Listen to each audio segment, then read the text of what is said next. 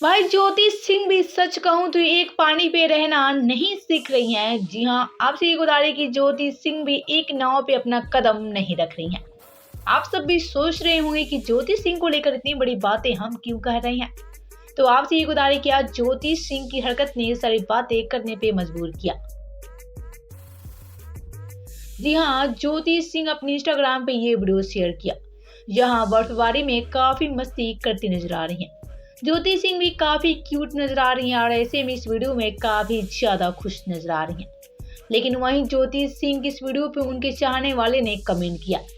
वहीं आपसे एक उदाहरण की राहुल शर्मा नाम की यूजर ने कहा, ये सॉन्ग भैया के लिए है ना भाभी, भैया की कसम आप इग्नोर मत कीजिएगा, रिप्लाई जरूर दीजिएगा। तो भाई ज्योति सिंह कहाँ चुकने वाली है। पवन सिंह का नाम हो और ज्योति सिंह उसमें कोई हरकतें नहीं करे।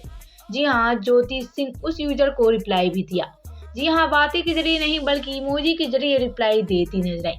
ज्योति सिंह की रिप्लाई से ऐसा लग रहा है कि पवन सिंह की कसम उनके लिए काफी बड़ी कमजोरी है।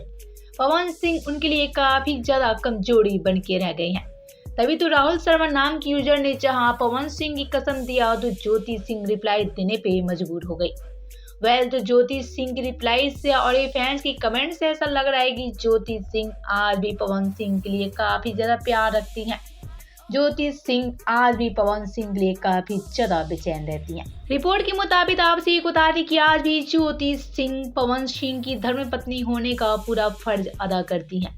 ज्योति सिंह आज भी पवन सिंह की नाम की सिंदूर भी लगाती हैं और ज्योति सिंह तो पवन सिंह के लिए सब कुछ कर सकती हैं। तो ज्योति सिंह यहाँ काफी बड़ा इशारा दे गई हैं।